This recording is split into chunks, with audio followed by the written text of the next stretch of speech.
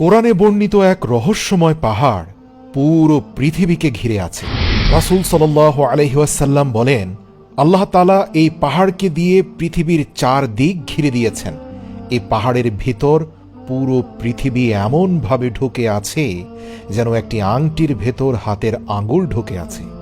কোনো মানুষ এখানে পৌঁছাতে পারে না, কেননা সেখানে পৌঁছাতে হলে 4 মাস অন্ধকারের মধ্য দিয়ে পথ চলতে হবে। এটা এমন পাহাড় যেখানে কোনো সূর্যের আলো, চাঁদ বা তারকার আলো পৌঁছাতে পারে না। এই পাহাড় অত্যন্ত গাঢ় নীল রঙের। পৃথিবী থেকে আকাশ নীল রঙের দেখা যায়, কারণ এই পাহাড়ের রং নীল। যদি এই পাহাড় না হতো তাহলে আকাশের রং নীল হতো না। রবার্ট লেভলিন এর বিখ্যাত কিতাব legend of the fire spirits এর একটি অধ্যায়ে তিনি ইমাম তাবারির একটা বর্ণনা উল্লেখ করেছেন, যেখানে হযরত মুহাম্মদ সাল্লাল্লাহু আলাইহি ওয়াসাল্লাম এবং হযরত আলী রাদিয়াল্লাহু তাআলা আনহু এর মধ্যকার একটি গোপন আলোচনার কথা বলা হয়েছে। সেই গোপন আলোচনায় মুহাম্মদুর রাসূলুল্লাহ সাল্লাল্লাহু আলাইহি ওয়াসাল্লাম 2টি গোপন শহরের কথা বলেন এবং সেই 2টি শহরের সাথে কাহাফ পাহাড়ের সংযোগের কথা বলেছেন।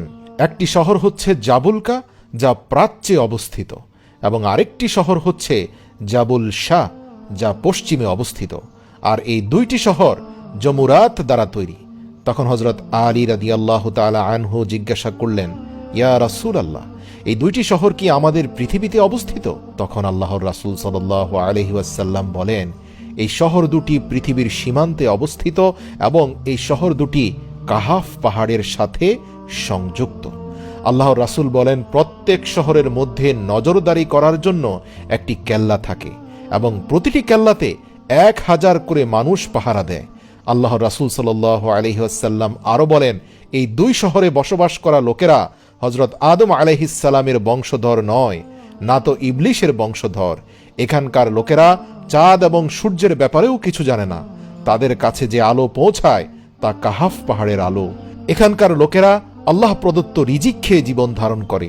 তখন হযরত আলী রাদিয়াল্লাহু তাআলা আনহু জিজ্ঞাসা করেন, হে আল্লাহর রাসূল, তবে কি তারা ফেরেশতা? তখন আল্লাহর রাসূল উত্তর দেন যে না, তারা ফেরেশতা নয়, কিন্তু তারা ফেরেশতাদের মতোই আল্লাহর অনুগত।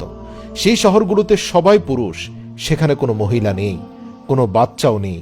আল্লাহর রাসূল সাল্লাল্লাহু আলাইহি ওয়াসাল্লাম বলেন, মেরাজের রাত্রিতে তিনি সেই 2 শহরের মানুষদের সাথে সাক্ষাৎ করেছেন এবং তারা আল্লাহর রাসূলের দাওয়াতকে কবুল করেছেন এবং ইসলাম গ্রহণ করেছেন।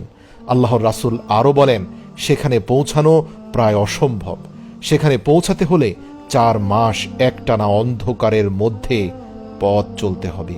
কিন্তু আদ জাতি যারা হযরত হুদ আলাইহিস সালামের উপর ঈমান এনেছিল, তারা সেই পর্যন্ত পৌঁছাতে পেরেছিল এবং পরবর্তীতে হযরত জুলকারনাইন সেখানে পৌঁছানোর চেষ্টা করেছিলেন, কিন্তু তিনি অর্ধেক রাস্তা থেকে ফিরে আসেন। এই পাহাড়ের বিষয়ে নানানজন নানান ধরনের বক্তব্য দিয়ে থাকেন। কেউ কেউ মনে করেন এই পাহাড় অ্যান্টার্কটিকা মহাদেশের কোথাও অবস্থিত, যেখানে সব সময় অন্ধকার থাকে। কেউ কেউ আবার একে হাজার হাজার বছর পুরনো ধ্বংস হয়ে যাওয়া শহর আটলান্টাস মনে করেন। তবে রাসূল সাল্লাল্লাহু আলাইহি ওয়াসাল্লামের কাছ থেকে প্রাপ্ত তথ্য অনুযায়ী এই পাহাড়ের সঠিক নাম হচ্ছে কাহাফ পাহাড় তথা কুহে কাহাফ।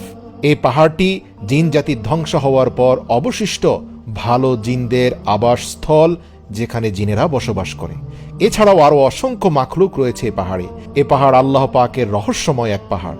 কিছু কিছু বর্ণনাতে এমনও পাওয়া যায়, হযরত মুহাম্মদ সাল্লাল্লাহু আলাইহি ওয়াসাল্লাম মেরাজের রাত্রিতে কাহাফ পাহাড়ে বসবাসকারী জিনদেরকে ইসলামের দাওয়াত দেন এবং জিনেরা সে দাওয়াত কবুল করে নেয় এবং মুসলমান হয়ে যায়।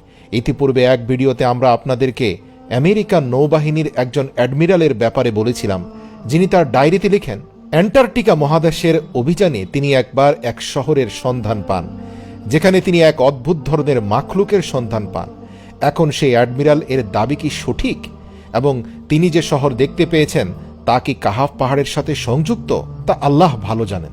প্রিয় দর্শক, কুহে কাহাফ সম্পর্কে অনেক কথা শুনে থাকবেন, কিন্তু এই ভিডিওতে আমরা আপনাদেরকে এমন কিছু জানানোর চেষ্টা করছি যা মানুষের দৃষ্টির অন্তরালে রয়ে গিয়েছে, যে তথ্যগুলো আপনি আগে জানতেন না। প্রিয় দর্শক, এটি এমন একটি পাহাড় যেখানে সব সময় অন্ধকার থাকে, যেখানে চাঁদ, তারা অথবা সূর্যের কোনো আলো পৌঁছাতে পারে না। এটা এমন এক পাহাড় যা পুরো পৃথিবীর 4 দিক ঘিরে রয়েছে। অনেকে ধারণা করেন এই পাহাড় জিনদের দুনিয়ায় প্রবেশ করার দরজা, আবার অনেকে মনে করেন এই পাহাড় গভীর সমুদ্রের তলদেশে অবস্থিত। এই পাহাড়ের বিষয়ে অনেক ধরনের বিস্ময়কর এবং আজব কাহিনী শোনা যায়।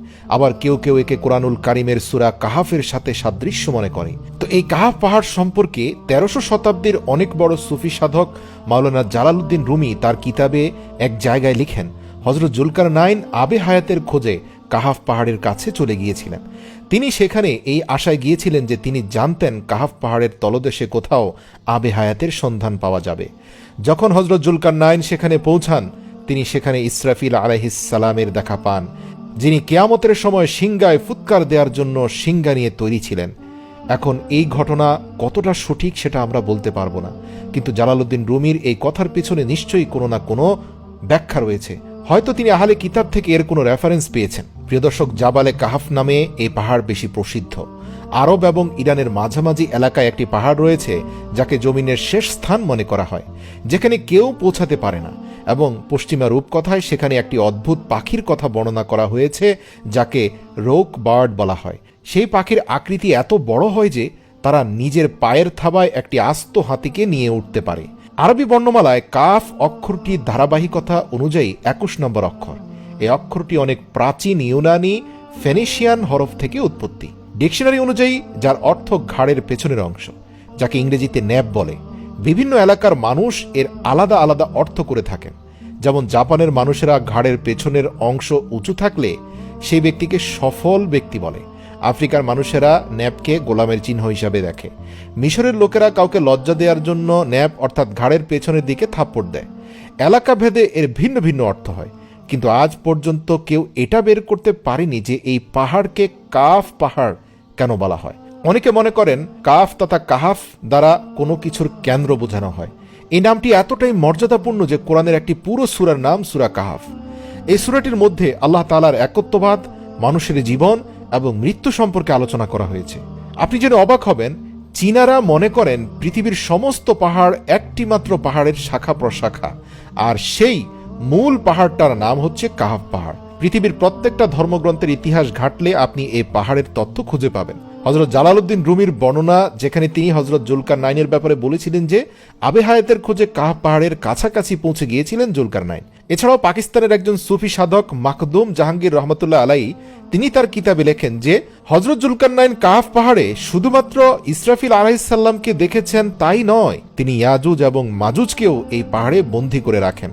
প্রিয় দর্শক, এই পাহাড় সম্পর্কে আমাদের কাছে যত তথ্য ছিল বিশ্লেষণ করে তার পুরোটাই আপনাদের সামনে উপস্থাপন করার চেষ্টা করেছি। তবে এটা নিশ্চিত, কিয়ামতের অন্যতম একটি নিদর্শন হচ্ছে এই পাহাড় মানুষের কাছে উন্মুক্ত হয়ে যাবে এবং সেখান থেকে ইয়াজুজ মাজুজ বের হয়ে আসবে। আল্লাহু আকবার। আল্লাহই ভালো জানেন এটা এখন কোথায় রয়েছে এবং তিনি কখন মানুষের কাছে এই পাহাড়কে উন্মুক্ত করে দিবেন, পরিষ্কার এবং প্রকাশ করে দিবেন।